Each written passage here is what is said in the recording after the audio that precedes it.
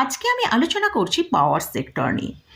Already আমি বেশ কয়েকটা সেক্টর নিয়ে ডিসকাস করেছি। আপনারা যদি সেক্টরের অ্যানালিসিস দেখতে চান তাহলে সেক্টরিয়াল প্লেলিস্ট আমার চ্যানেলে রয়েছে, সেখানে আপনারা চাইলে দেখতে পারেন।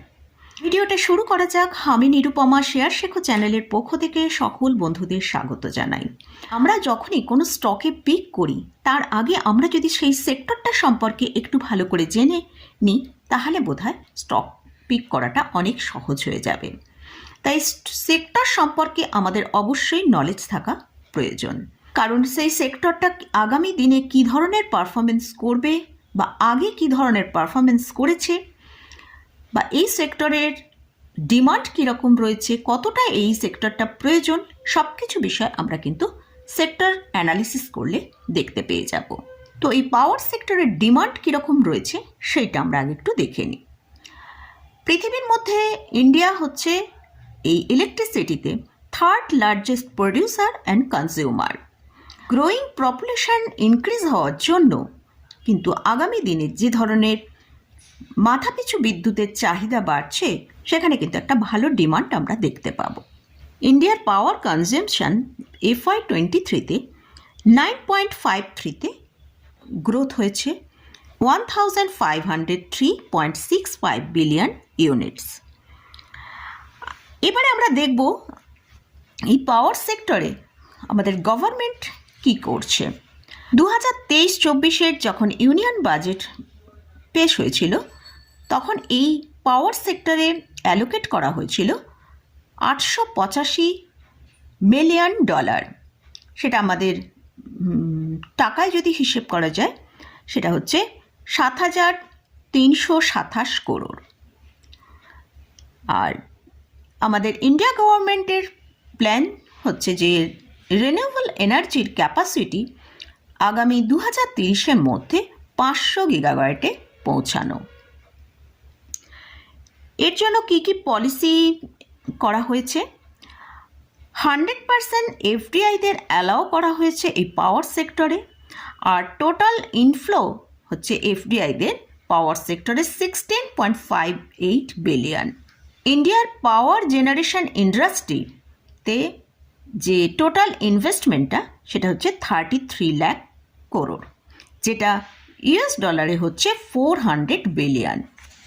এবার আমরা দেখব যে এই পাওয়ার প্রডিউসিং বিভিন্ন স্টেটে হয়, তার ইন্ডিয়ার মধ্যে যেগুলো টপ স্টেট পাওয়ার প্রডিউসিংয়ে সেগুলো হচ্ছে গুজরাট, মহারাষ্ট্র, তামিলনাড়ু, রাজস্থান, কর্ণাটকা, উত্তরপ্রদেশ। এবার আমরা নিফটি পাওয়ার ইন্ডেক্সটা একবার দেখব। চার্টে আমরা দেখতে পাচ্ছি যে এখন যদি আমরা ম্যাক্সিমাম চার্ট ওপেন করি সেখানেও আমরা দেখছি নিফটি এখন একদম টপে চলছে। এর যেটা সবচেয়ে হাইয়েস্ট হাই সেটা হচ্ছে 34,503। এখন কারেন্ট প্রাইস চলছে 34,216। তো এই নিফটি পাওয়ার ইন্ডেক্স কিন্তু অনেক ওপরের দিকে দামে চলছে। পাওয়ার ইন্ডেক্সের যদি স্টককে দেখি সেই সব স্টকগুলোতেও আমরা দেখব অলরেডি খুব ভালো র্যালি আমরা কিন্তু সেখানে দেখতে পাচ্ছি। ইন্ডেক্সটায় আমরা যদি পজিশন নিতে চাই অবশ্যই এখান থেকে যদি 5% নিচে কারেকশানে আমরা পাই সব থেকে সেখানে পজিশন নেওয়া বেটার হবে, কারণ এই পাওয়ার ইন্ডেক্স আগামী দিনে কিন্তু খুব আরও ভালো র্যালি দেখাবে। কিন্তু যেহেতু এখন অনেকটা হাইতে চলছে, 5% মতন কারেকশান এলে সেখানে বাই করা আমার মনে হয় বেস্ট হবে। এই পাওয়ার সেক্টরের মধ্যেই 4টে স্টক নিয়ে আজকের ভিডিও আলোচনা করছি, তবে আমি এই স্টকগুলোতে কোনো বাই রেকমেন্ডেশন করছি না। আপনারা যদি এই স্টকের কোনোটায় পজিশন নেন অবশ্যই আপনারা আগে নিজেরা ভালো করে রিসার্চ করবেন। তো ফার্স্ট যে স্টকটা নিয়ে ডিসকাস করছি সেটা হচ্ছে টাটা পাওয়ার। টাটা পাওয়ারে আমরা কিন্তু যদি 5 বছরের চার্টটা ওপেন করি সেখানে আমরা দেখতে পাচ্ছি এই স্টকটাকে আমরা দেখছি অনেক দিন একটা রেঞ্জের মধ্যে ঘোরাফেরা করেছে। তারপর 2021-এর পর এখনও পর্যন্ত 2023-এ পর্যন্ত একটা ভালো র্যালি আমরা দেখতে পেয়েছি। প্রায় 167%-এর মতন র্যালি অলরেডি আমরা দেখে নিয়েছি। তো এই স্টকটার যদি ফান্ডামেন্টাল সাইডটা আমরা একবার দেখি সেখানে আমরা দেখতে পাচ্ছি market capitalisation 1,08,865 crore, current price চলছে 341 টাকা, P 31.9, ROE হচ্ছে 12.6%, ROCE হচ্ছে 11.7%। এই স্টকে কিন্তু একটা ভালো ডেপ্ট রয়েছে, ডেপ্ট টু ইকুইটি হচ্ছে 1.7। এই স্টকে কিন্তু খুব ভালো একটা ডেপ্ট রয়েছে, কারণ এই সব কোম্পানিগুলোকে তাদের বিভিন্ন প্লান্ট করতে গেলে অনেক টাকার প্রয়োজন হয়, তাই জন্য তাদের ডেপ্ট নিতেই হয়। মোটামুটি পাওয়ার সেক্টরের যদি কোম্পানির অ্যানালিসিস আমরা করি, সেখানে কিন্তু ম্যাক্সিমাম কোম্পানিতেই আমরা দেখব খুব ভালো ডেপ্ট রয়েছে। আমরা জানি একের নিচে যদি ডেপ্ট টু ইকুইটি হয় সেটা ঠিক আছে, কিন্তু এসব কোম্পানিগুলো কিন্তু একটু বেশি আমরা ডেপ্ট দেখতে পাবো। এবারে আমরা দেখবো এদের ফাইন্যান্সিয়াল সাইডের লাস্ট 3 ইয়ার্সের কম্পাউন্ড সেলস গ্রোথ হচ্ছে 24%, লাস্ট 3 ইয়ার্সের কম্পাউন্ড প্রফিট গ্রোথ হচ্ছে 133%, আর লাস্ট 3 ইয়ার্সের স্টক প্রাইসের CAGR হচ্ছে 61%। শেয়ার হোল্ডিং প্যাটার্নটা আমরা একবার দেখবো। প্রোমোটারের হোল্ডিং আছে 46.86%, FIs এর আছে 10%, DIs এর আছে 15.68%। আর এই কোম্পানিটা কিন্তু একটা খুব ভালো ডিভিডেন্ড প্রোভাইড করে, এদের ডিভিডেন্ড ইল্ড হচ্ছে 4.53%।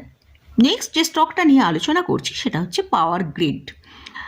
মার্কেট ক্যাপিটালাইজেশন হচ্ছে 2,24,424 করোড়, পি হচ্ছে 46.6, ROCE হচ্ছে 13.1%, ROE হচ্ছে 19.6%। এই কোম্পানিটারও একটা ভালো ডেপ্ট আছে, সেটা হচ্ছে 1.52।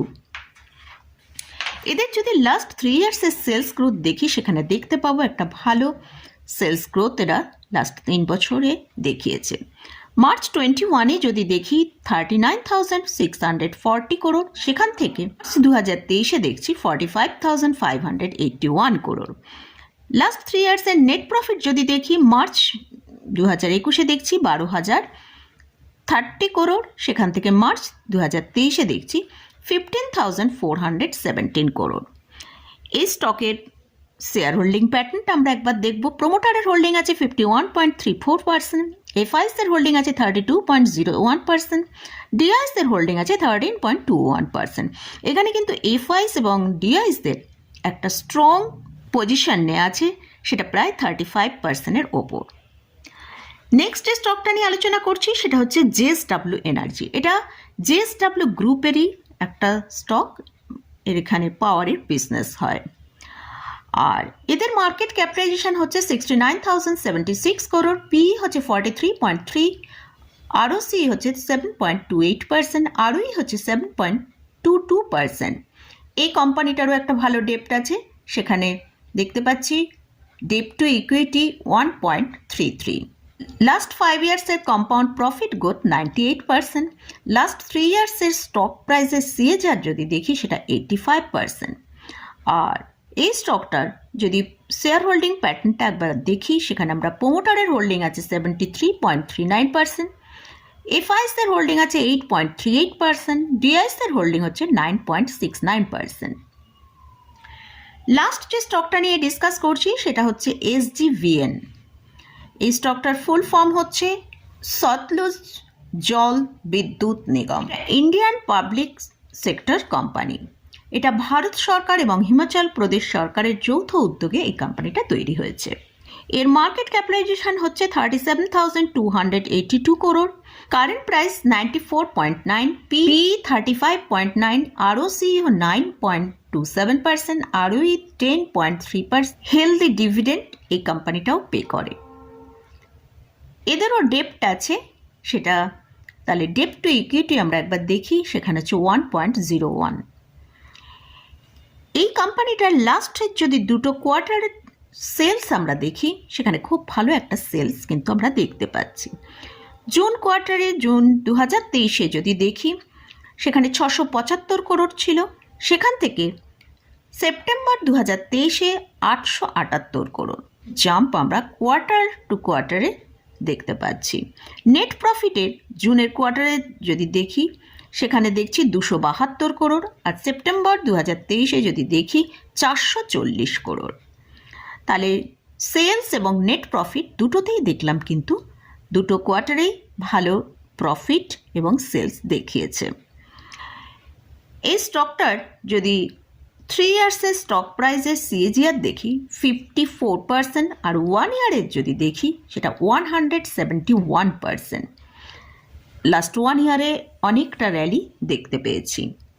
শেয়ার হোল্ডিং প্যাটার্নটা আমরা একবার দেখি, সেখানে দেখতে পাচ্ছি প্রোমোটারের হোল্ডিং হচ্ছে 81.85%, এফআইএস এর হোল্ডিং হচ্ছে 0.91%, ডিআইএস এর হোল্ডিং 5.74%।